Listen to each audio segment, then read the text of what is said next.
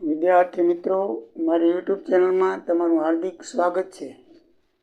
આજે આપણે દાખલા નંબર 4 ઉદાહરણ નંબર 4 પાન નંબર 279 જોઈએ। તો એની અંદર તમને ખર્ચાઓ બધા આપેલા છે। 3 ઉત્પાદન વિભાગ છે અને 2 સેવા વિભાગ આપેલા છે। મ અને ન અબકય ઉત્પાદન વિભાગ છે। તેમના આ પ્રમાણે બધા ખર્ચા આપેલા છે। ભાડું અને વેરો કુલ રૂપિયા 20,000, વીજળી બત્તી કુલ રૂપિયા 480, કેન્ટીન ખર્ચ 1800, વીમો 1320, પરોક્ષ મજૂરી 1300, પાવર 2400, કર્મચારી રાષ્ટ્રીય વિકાસ ફાળો 650, પ્રત્યક્ષ મજૂરી 800, કારખાનાના મેનેજરનો પગાર 2400 અને ઘસારો 3300। આ છે દાખલાની રકમ અને ફાળવણીનો આધાર છે કે ભાડું ને વેરો 20,000 રૂપિયા છે, તો રોકેલી જગ્યાના પ્રમાણમાં આપણે એ ફાળવવું પડે। તો દાખલાની અંદર રોકેલી જે જગ્યા છે એનું પ્રમાણ આપણને આપ્યું છે 10, 12, 8, 6, 4 સોરી 300 શું માપ આપેલું છે 300, 200, 250, 150 અને 100 5 વિભાગ માટે આટલા સ્ક્વેર ફૂટ આપેલું છે। તો રોકેલી જગ્યા લઈએ તો આમ તો એક મીંડું કાઢી નાખો તો એ થાય, પણ આપણે બધાને 50 વડે ભાગી નાખીએ। નાનામાં નાની સંખ્યા 50 છે એટલે 50 વડે ભાગી નાખો તો 50 વડે કોમન સંખ્યા છે, 50 વડે ભાગીએ આમ તો એક મીંડું કાઢી નાખો તો થાય, પણ જેમ નાની કરાવો તેમ વધારે સારું। તો 50 છક, 50 ચોકું, 50 પચા, 50 તેરી અને 50 દુ 6 જેમ 4 જેમ 5 જેમ 3 જેમ 2 થાય। સમજાયું મિત્રો? આ દાખલાની અંદર આપેલું છે રોકેલી જગ્યાનું માપ ચોરસ સ્ક્વેર ફૂટમાં આપેલું છે। એનું આપણે જો પ્રમાણ માપ લઈએ તો જેમ નાની બને એમ કરવાનું। આમ તો મીંડું કાઢી નાખો 30, 20, 25, 15 અને 10 પણ ચાલે, પણ હજી નાની બને છે તો 50 વડે કોમન છે, 50 વડે ભાગી શકાય છે। તો 50 છક, 50 ચોકું, 50 પચા, 50 તેરી ને 50 દુ કરીએ તો આ ત્રણેય સંખ્યાને 50 વડે ભાગીએ તો 6, 4, 5, 3, 2 એવી રીતે એનું પ્રમાણ માપ આવે। આપણે પહેલાં પ્રમાણ માપ જોઈ લઈએ, પછી આપણે જોઈએ વીજળી બત્તી। તો વીજળી બત્તી છે વીજળીના પોઈન્ટના આધારે છે। તો દાખલાની અંદર વીજળીના પોઈન્ટ તમને આપેલા 6, 5, 4, 3, 2, તો બસ એ જ પ્રમાણે એમાં કાંઈ નહીં, 6, 5, 4, 3, 2 દાખલામાં એટલા પોઈન્ટ આપેલા છે ને એ જ પ્રમાણે આપણે એનું પ્રમાણ માપ લઈશું। તો વીજળીના પોઈન્ટના માપ તમને 6, 5, 4, 3, 2 દાખલામાં આપેલું છે એ પ્રમાણે લેવાશે, બરાબર છે। પછી કેન્ટીન ખર્ચ છે। તો કેન્ટીન ખર્ચ એ કામદારોની સંખ્યાના પ્રમાણમાં લેવાનું છે। તો કામદારોની સંખ્યા દાખલામાં 10, 12, 8, 6, 4 આપેલી છે। કેટલી આપેલી છે? 10, 12, 8, 6, 4। તો મિત્રો બધાને 2 વડે ભગાય છે, તો 2 વડે ભગાય તો નાની બની જાય। 10 ભાગ્યા 2 એટલે 5, 12 ભાગ્યા 2 એટલે 6, 8 ભાગ્યા 2 એટલે 4, 6 ભાગ્યા એટલે 3, 4 ભાગ્યા એટલે 2, એટલે આપણે નાનું પ્રમાણ માપ બનાવી નાખ્યું, બરાબર છે। જેમ બને એમ નાનું બનાવો તો આપણને ગણતરીમાં સહેલું પડે। 10, 12, 8, 6, 4 એને 2 વડે ભાગીએ તો પ્રમાણ માપ 5, 6, 4, 3, 2 થાય છે। હવે આગળ છે વીમો, યંત્રની કિંમત। તો મિત્રો યંત્રની કિંમત દાખલાની અંદર આપેલી છે 30,000, 20,000, 15,000। 30,000, 20,000, 15,000, 500 અને 500। આમાં બધામાંથી 2 મીંડા કાઢી નાખો, બસ બીજું કાંઈ કરવા જેવું નથી, બધામાંથી 2 મીંડા કાઢી નાખીએ, બરાબર છે। તો આ થઈ જશે 300, 200, 150, 5, 5, બરાબર છે। 150, 5, 5 એ રીતે। હવે આગળ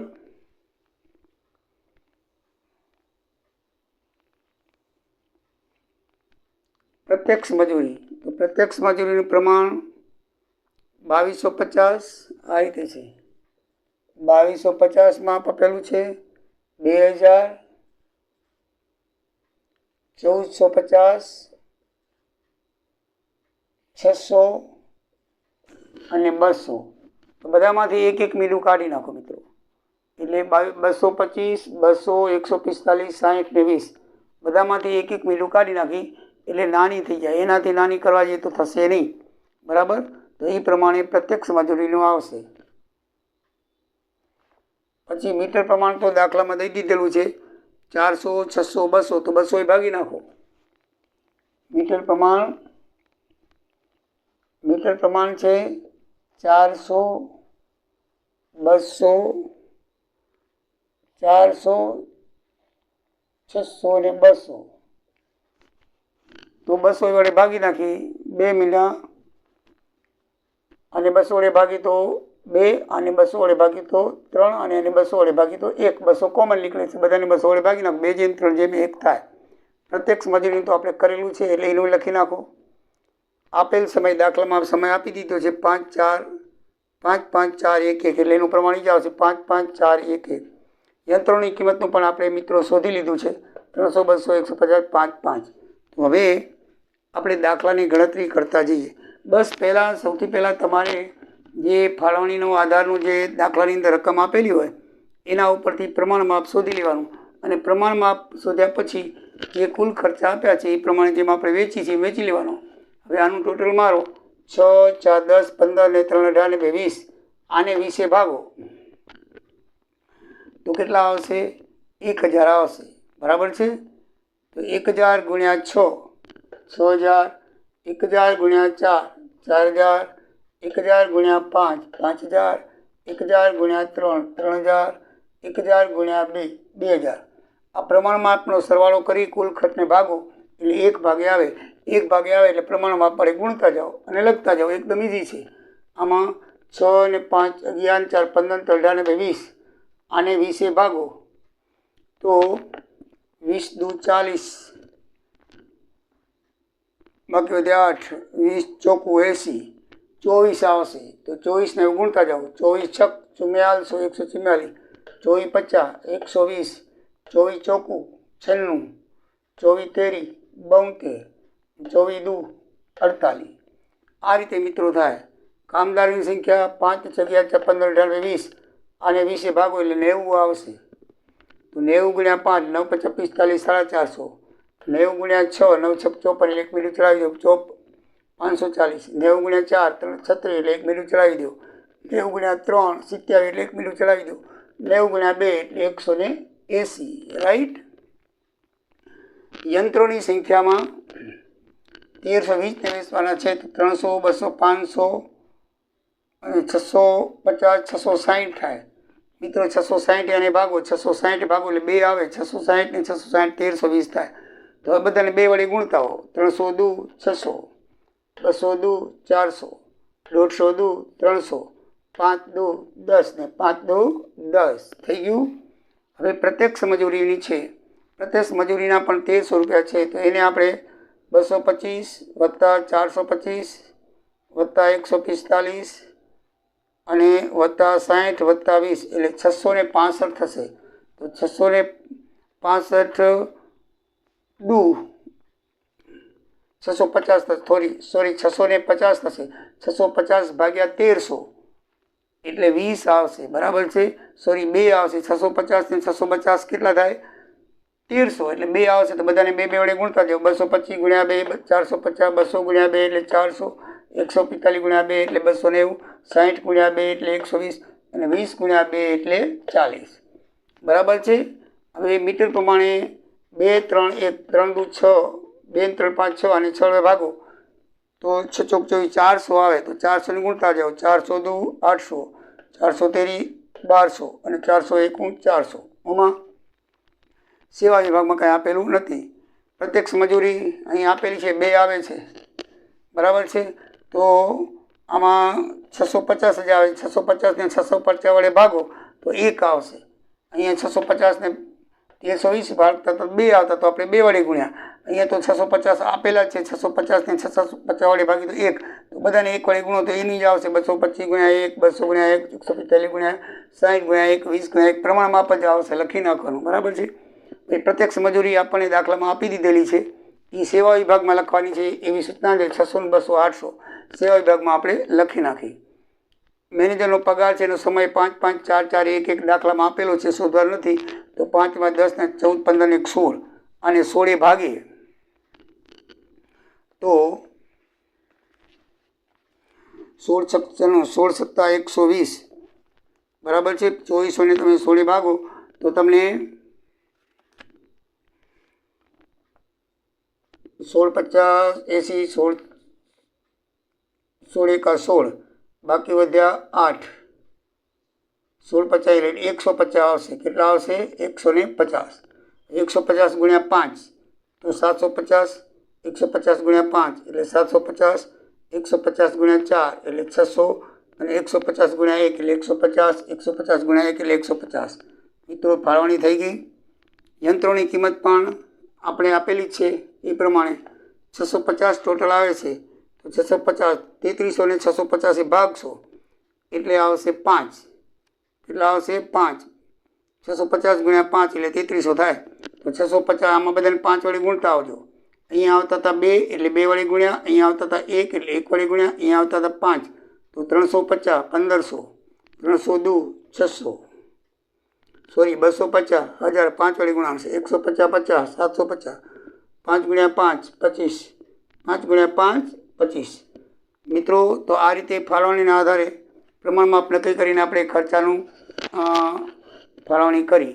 પ્રમાણ માપ કેવી રીતે શોધવું એ પણ બતાવ્યું. આપણને આપેલું છે એ પ્રમાણે દાખલામાં નાનામાં નાની રકમ કરતા જવાની, કોમન આંકડે ભાગતા જવાનું એટલે આપણને મળી જાય. અને કોમન આંકડો ના આવડે તો નાની કરી નાખવાની, થોડુંક પ્રમાણ મોટું આવશે પણ તમારો દાખલો સાચો પડશે. એટલે પ્રમાણ માપ શોધવામાં તમને મુશ્કેલી નહીં પડે, બરાબર છે. હવે આ બધાનું ટોટલ મારેલું છે, બરાબર છે ઉદાહરણમાં, એટલે મેં ઉદાહરણ પ્રમાણે લખી નાખ્યું છે. ટોટલ સાચું જ હશે. હવે નીચે એક સૂચના આપેલી છે મિત્રો કે મ અને ન નો લાભ ઉત્પાદન વિભાગને નીચે મુજબ મળતો હોય તો સેવા વિભાગની ફાળવણી ઉત્પાદન વચ્ચે કરી છેવટની ફાળવણી દર્શાવો. હવે મ અને નનો જે સરવાળો છે 4307 અને 2673 એ એમ કહે છે કે એ ઉત્પાદન વિભાગને આપી દો, બરાબર છે. એ જે ફાળો છે એ ઉત્પાદન વિભાગને કેટલા ટકા આપવાનો છે? કારણ કે એ સેવાનો ભાગ છે. આપણે અમુક સેવા ભાગ છે કેવો છે, દાખલા તરીકે મેં તમને ઉદાહરણમાં કીધું હતું કે ભાઈ મેનેજરનો પગાર છે કે અથવા રોકેલી જગ્યા છે કે એવી બધી જે વસ્તુઓ છે એ એક એકમને એક ઉત્પાદનને ફાળે નથી આવતી, એ દરેક ઉત્પાદનમાં કામ આવે છે, બરાબર. વીજળી ખર્ચ છે તો અમુક સેવા વિભાગના જે ખર્ચાઓ છે એ દાખલામાં સૂચના આપેલી હોય કે તમે ઉત્પાદન વિભાગને વેચી નાખો તો આપણે ઉત્પાદન વિભાગને વેચી નાખવાનું. એનું પ્રમાણ આપણને આપેલું છે કે ભાઈ આ જે છે સેવા વિભાગ મનો એને 25%, 35% અને 40% પ્રમાણે વેચી નાખો, અને નનો છે એ તમે 30%, 40% અને 30% પ્રમાણે વેચી નાખો. એટલે મિત્રો તમારે 4307ના 25% એટલે 1077 થાય, 4307ના 35% એટલે 15,7 થાય, અને 4307ના 40% એટલે 1723 થાય. તો આપણે જે દાખલામાં ટકા આપેલા છે એ ટકા પ્રમાણે અ બ ખને વેચી નાખ્યા, એનું ટોટલ મારશો તો 4307 આવશે. આ 4307ના તમારે 25%, 35% અને 40% કરી અને દરેક વિભાગ અબક્કમાં લખવાનું. એવી જ રીતે હવે આવશે નનો ફાળો. તો નનો ફાળો 2673 છે, 2673 છે તો એના દાખલામાં લખ્યું છે કે ઓને આપવાના 30%, તો 2673ના 30% 802 થાય. પછી બને આપવાના છે 40%, તો એના 40% 1069 થાય. અને પછી કને આપવાના છે 30%, તો 2673ના 30% કરો 802 આવશે. ત્રણેયનું ટોટલ મારશો એટલે 2673 આવી જશે. તો મિત્રો આ જે વિભાગના જે ખર્ચા હતા એ તમે ઉત્પાદનને ફાળવી નાખ્યા એટલે એ બાદ થઈ જાય. 43,043માં 43,0 ફાળવી દીધા આપણે ઉત્પાદન વિભાગને, એટલે અહીંયા હવે કાંઈ નહીં વધે. એવી રીતે અહીંયા તમે 2673 ફાળવી દીધા છે તો 2673માંથી 2673 જશે, બરાબર ને. આ 2673 આપણે ફાળવી દીધા તો એ હવે માઇનસ થઈ જશે. તો અહીંયા પણ છેવટે કાંઈ વધશે નહીં, કારણ કે આપણે જે ખર્ચા હતા એ ફાળવી દીધા એટલે માઇનસ કરી નાખવાના, એટલે મ વિભાગનું ટોટલ નીલ થશે અને ન વિભાગનું ટોટલ નીલ થઈ જશે અને એ ખર્ચા આમાં ઉમેરી જશે. એટલે આ જે ટોટલ હતું એમાં 2 મનો અને નનો ભાગ ઉમેરીએ એટલે નવું ટોટલ આવે. આ જે ફાળવણીનું ટોટલ છે બરાબર છે, એ ફાળવણીનું ટોટલમાં 2 મ અને નના ભાગ વિભાગ એની અંદર ઉમેરવાના. એટલે આ ત્રણનું ટોટલ તમે કરો બરાબર છે, તો એ ત્રણેયનું ટોટલ આ પ્રમાણે આવશે. બરાબર મિત્રો, તો આ રીતે આ દાખલો Gujarat University SY BCom April 12માં પૂછાયેલો છે. આની અંદર દાખલાઓ એકદમ ઇઝી છે. તમને પ્રમાણમાપ શોધીને પ્રમાણમાપ પ્રમાણે તમે ખર્ચાઓનું વર્ગીકરણ કરતા હો અને ટોટલમાં આપતા હો અને સેવા વિભાગનું એમ કીધું હોય કે ઉત્પાદન વિભાગને આપી દેવાનું છે, એની ટકાવારી એમાં આપેલી જ છે રકમમાં, તો એ ટકાવારી પ્રમાણે ત્રણેય વિભાગને વેચી દો અને એમાંથી નીલ કરી નાખો અને આમાં એડ કરી નાખો.